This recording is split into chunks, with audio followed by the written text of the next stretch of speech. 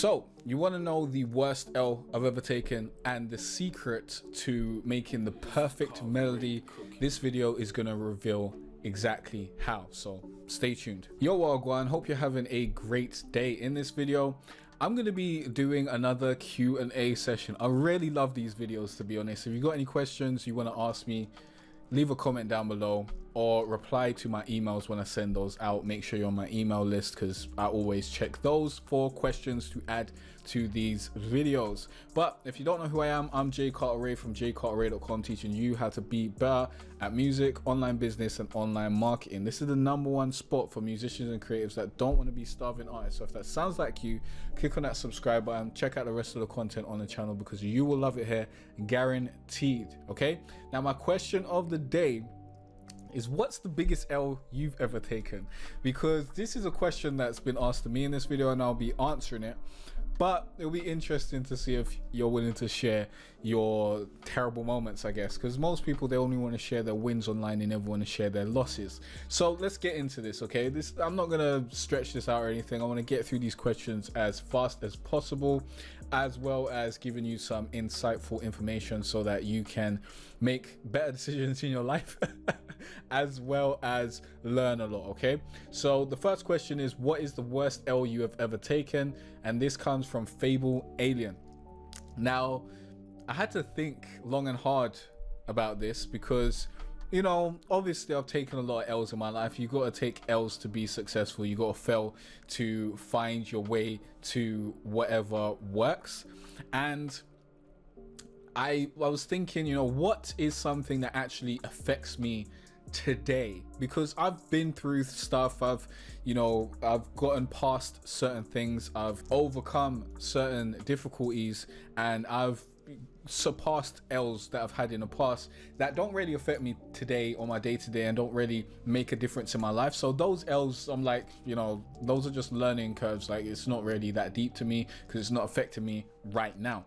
But there is one thing that's still affecting me till this day, and it's been about probably over 2 years now, maybe even close to 3 years, that this has been affecting me in a negative fashion, and that is messing up my back. Like, I think my back is injured, I'm not 100% sure. Right about now it's like annoying. Like, you might see this in the corner of my video. This is a Biomag Lumina. It's a PEMF device. It's supposed to help you with recovery and pain and all that sort of stuff, and that ain't cheap. Yeah, this is a medical grade thing. You might see me sitting on this blue mat. It's a medical grade piece of equipment. I bought this to help with my back. I've spent a lot of money to help with my back. Yeah, this is over like 2 grand. I've spent a lot of money to help with my back and to try and rehabilitate it so that I can not have to worry about it. And I still have back pain every day. When I wake up, I'm waking up with back pain. Yeah, and I don't know if this is just age or if, you know, my back is still messed up or what have you. I don't know if I've gotten used to the pain or it's gotten better, because it definitely doesn't feel as bad as it was, you know, at the beginning. But it's something that has continuously affected me till this day. I'm unsure exactly what caused it, because at the time when this started to affect me, I got a new bed, which is a factor that could have caused it, as well as I had an incident where I was doing bent over rows when I was working out, and something just happened in my back and I just killed over. Like, I fell over and my body was like, nah, you can't do this, basically. And it was the first time that's ever happened to me in a workout, and it didn't even make sense because I wasn't working out like my legs or anything. I was working out my back, and it wasn't like super heavy or what have you, so it didn't make sense for that to occur. But my back was just like, you know, we're giving up.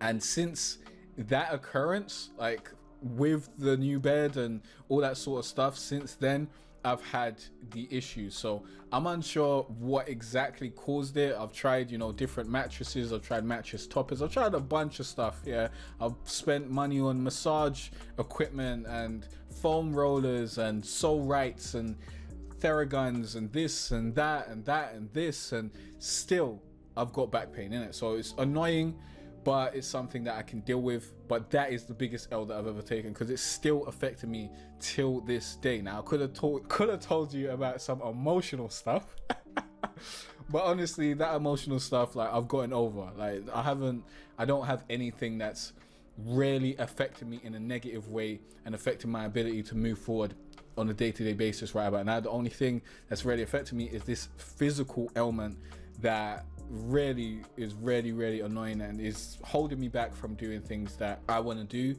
in a more streamlined way, in the sense that, for example, let's say I plan to do cardio. I plan to walk on the treadmill for half an hour or what have you.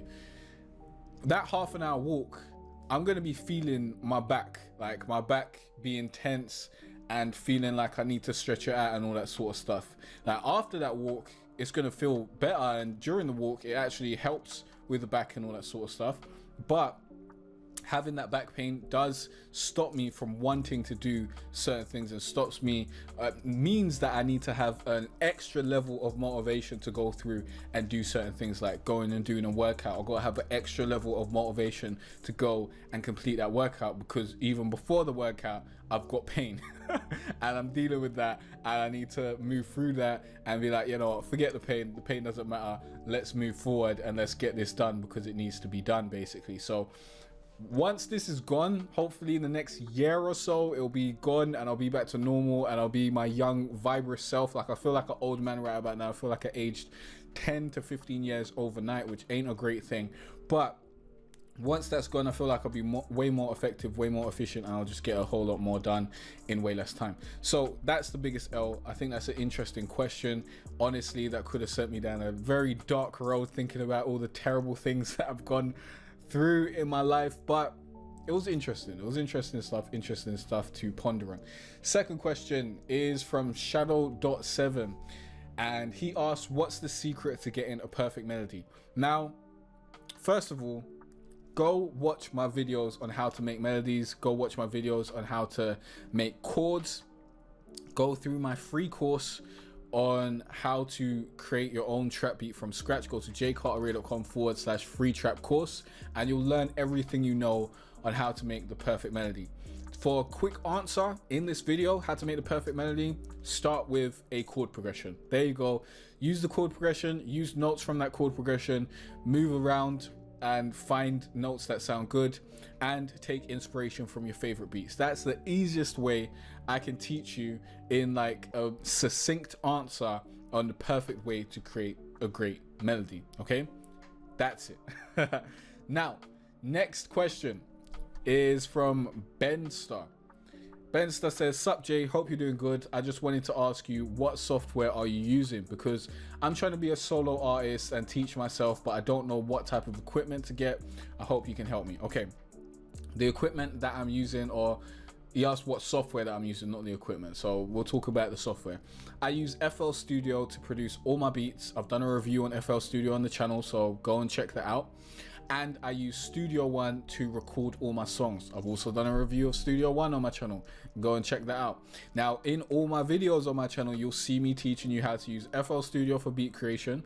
I've done a few videos on FL Studio for vocal recording. In other videos, I'm teaching you how to use Studio One for vocal recording and vocal mixing and that sort of stuff. So I've got a bunch of videos that will help you on your journey in using these two softwares. And I honestly believe these are great softwares for you to use if you're on Windows. If I was on Mac, I'd probably be using Logic for my vocal recording, just because I used to use Logic back in the day and I just feel at home just using that again. And you can also make beats with Logic as well, to be honest. Yeah, the beat creation in Logic was pretty good, to be honest, as far as I remember. But now I'm just so into FL Studio with the beat creation, and I'm so into Studio One with the vocal recording. So those really meld together very, very well. I also have a video on my channel that walks through all the equipment that I use. So go and check that out, as well as you can go to a page on my website, which is basically jcarteray.com/music tools, that will walk you through all the software that I use, as well as all the equipment that I use. It will tell you about my mic, my audio interface, my headphones, pretty much everything that I use to create music, you'll learn about that and you'll see exactly what I use. So if you're thinking about creating your own home studio, that's the video to go check out. I think the video that I'm talking about is called How to Create Your Own Home Studio on a Budget or something like that. Just type in, go to my channel and go to the search bar and type in home studio, like the search bar for the channel, not the search bar on YouTube. Or just, if you're going to the search bar on YouTube, type in home studio J Carter and you'll probably see 3 videos by the time this video comes out, because I do have another home studio video that I recently created that basically just shows you my equipment like on camera and all that sort of stuff, but it's basically walking through the same basic things. It's just an updated version. That video will be on my channel as well, so just go through all my home studio videos. You'll learn how to set up your own home studio. You'll know what equipment you can get, what equipment to get on a budget if you don't want to spend a lot of money, what equipment I personally use and suggest, and which equipment you want to use because you hear, you know, how good it is, or if it's going to suit the same purposes that you have basically. So go check those videos out, you'll learn a lot. Next question is from King Smoke in the Trap. That's a wild name, man. That's a wild name. King Smoke in the, that's a sick name, man. I respect it. So he says, I want to shoot a video but I don't have a camera. The only thing I have is a high quality camera phone. So can you tell me, is it a good idea to shoot a video with a phone? Yeah, it is. There you go. That's the answer to your question. Super easy.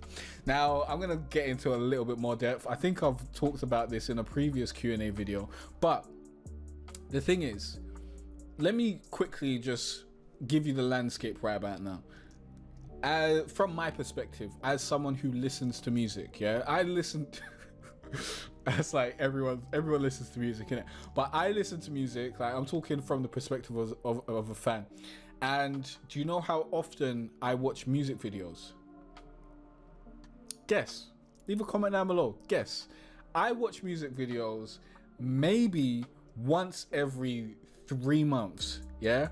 And only from artists that I really like. So if you do not have a fan base who are saying, yo, when's the music video for this song coming out? When's the music video for that song coming out? And they're hounding you, don't worry about music videos. It's a waste of time. It's a waste of investment. You don't need that right now. What you need to focus on is making good quality music and making a lot of it. Once you've made a catalog of great music, then you can, first of all, you'll build the skill of knowing how to make good music, and it will be easier for you to just create music whenever you want to.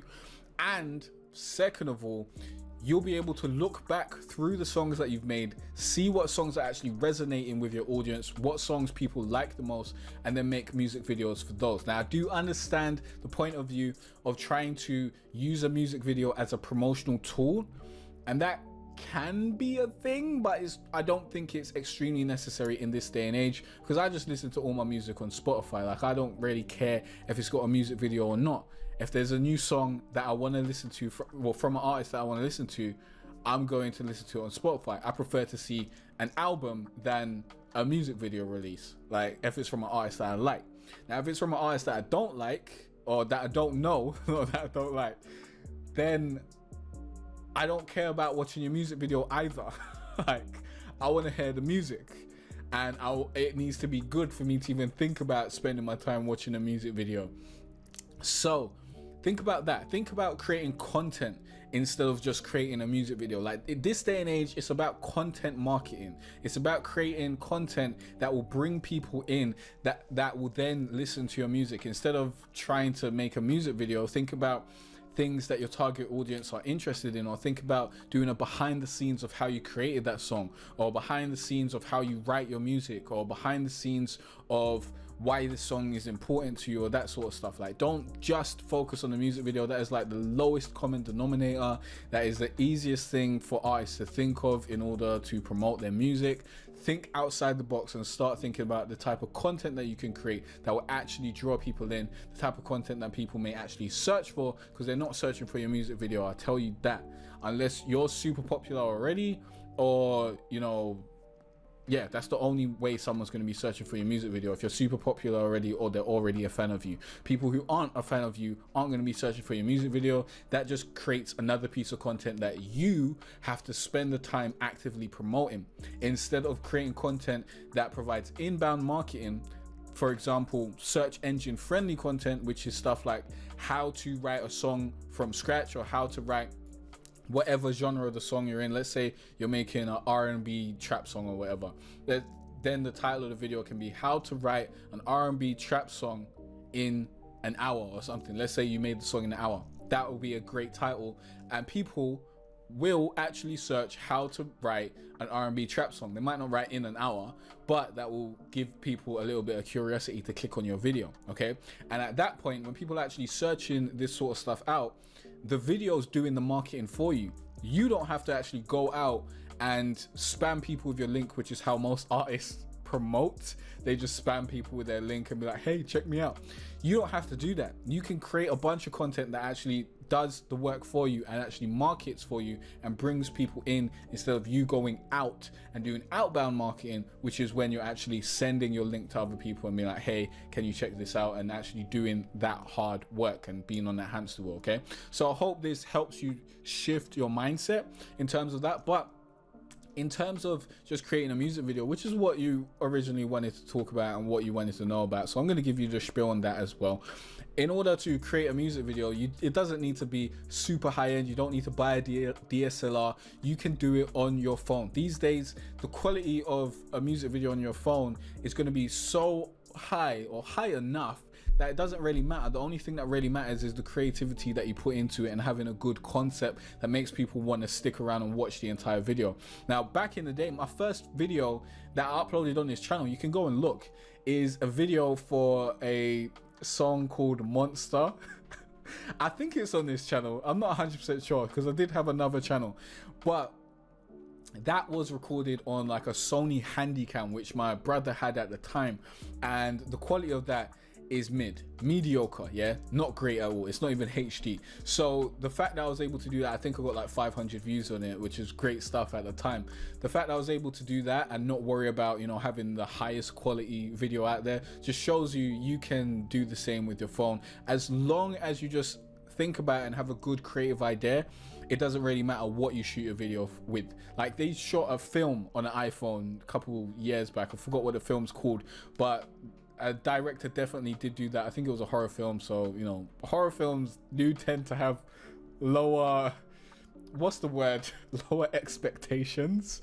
Like, when people are making a weak film, it's usually a horror film, yeah? Like, horror films generally have the bad reputation of people making super low budget horror films and them not being the best films. But that being said, someone was willing to create a full feature film using an iPhone. I think it even got released in like cinemas and stuff. So don't worry about getting an expensive camera. You already said your camera is a high quality, like you got a high quality camera phone. It's going to be HD. If you've got a phone like mine, I think I got the iPhone 8, yeah, which you probably got a better phone than mine, because I don't buy the newest phone when it comes out, because I don't believe in that sort of consumerism. I think that's wild. But my iPhone 8 has 4K recording capabilities, so I think that's even better than the camera that I'm using now. I don't think this has 4K recording capabilities, or if it does, I don't record in 4K. But your camera is going to be very, very good, so don't worry about it. Just record on your camera, everything's going to be fine, and then edit it together if you really want to make music videos. But remember, content is going to help promote your video a whole lot better than your music video, to be honest.